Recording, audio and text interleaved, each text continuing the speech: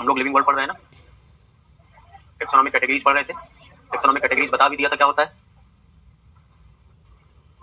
उसमें हम लोगों को आज पढ़ना था स्पीसीज से लेके किंगडम तक ना।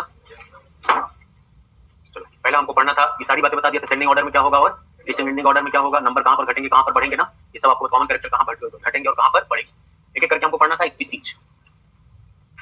अब देखो स्पीसीज क्या होता है। स्पीसीज हम किसे बोलते हैं, अगर दो अलग अलग स्पीसीज के मेंबर होंगे तो वो ऊपर से दिखने में ही दोनों अलग अलग नजर आएंगे। जैसे आप किसी का भी ले लीजिए, गोट और शीप ले लीजिए, दो अलग अलग स्पीसीज हैं।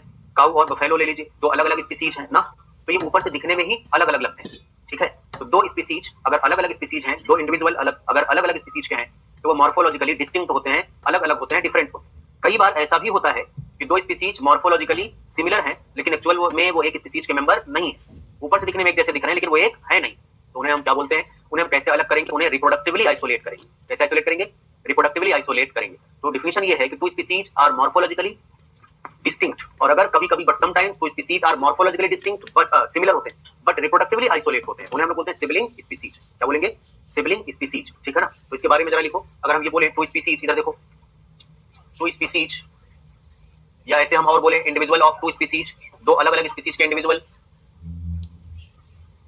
Individual of two different species, individual of two different species are morphologically distinct, मतलब अलग होते हैं, डिफरेंट होते हैं। ठीक है ना, ऊपर से दिखने में वो अलग अलग होते हैं, लेकिन कभी कभी but when two species are morphologically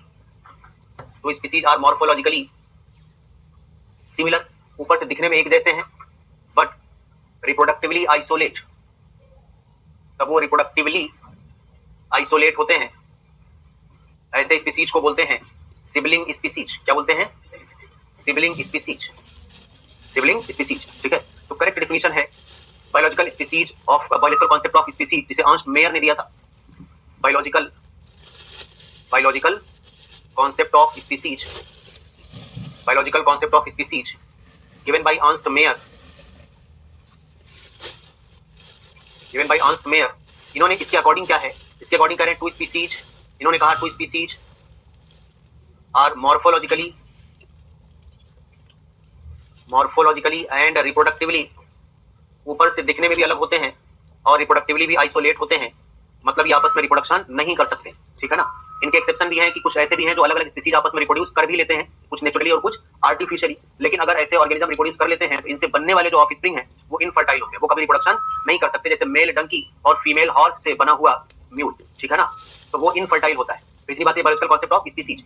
अब इसमें एक बात और याद रखनी है कि दो अलग अलग स्पीसीज फ्रीली इंटरब्रीड नहीं कर सकती। टू स्पीसीज, जब टू स्पीसीज बोल रहा हूं मतलब दो अलग अलग स्पीसीज। ठीक है ना, टू डिफरेंट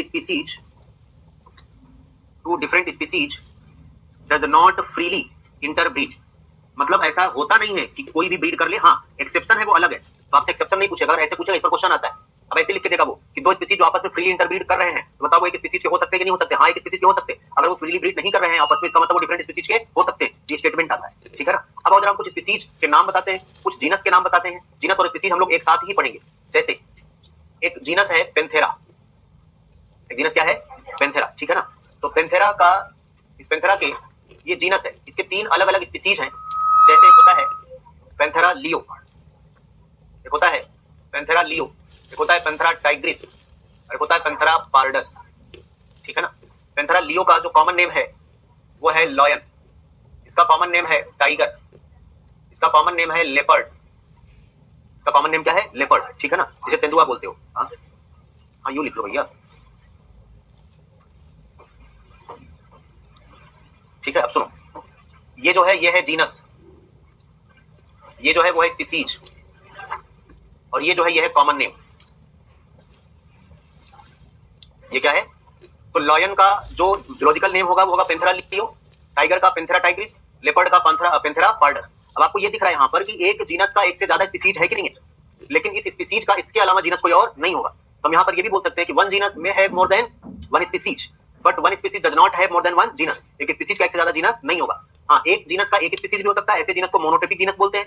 एक जीनस का एक से ज्यादा स्पीसीज हो सकता है, उसे पॉलीटिपिक जीनस बोलते हैं। ठीक है ना, मोनोटिपिक जीनस और पॉलीटिपिक जीनस। क्लियर, तो तो ये इतनी सी कहानी। अब आगे हम लोग बढ़ते हैं कि ये एक स्पीसीज के मान लो कि 2 मेंबर है, एक स्पीसीज के ये 2 मेंबर है, मान लो ये 2 लॉयन है, ये 2 टाइगर है, ये 2 लिपर्ड। तो बताओ ये दोनों लॉयन आपस में ज्यादा सिमिलर होंगे, ये टाइगर आपस में ज्यादा सिमिलर होंगे, या लॉयन और टाइगर ज्यादा सिमिलर होंगे? आपस में लॉयन ज्यादा सिमिलर होंगे, क्योंकि ये एक स्पीसीज के मेंबर है। बात समझ गए?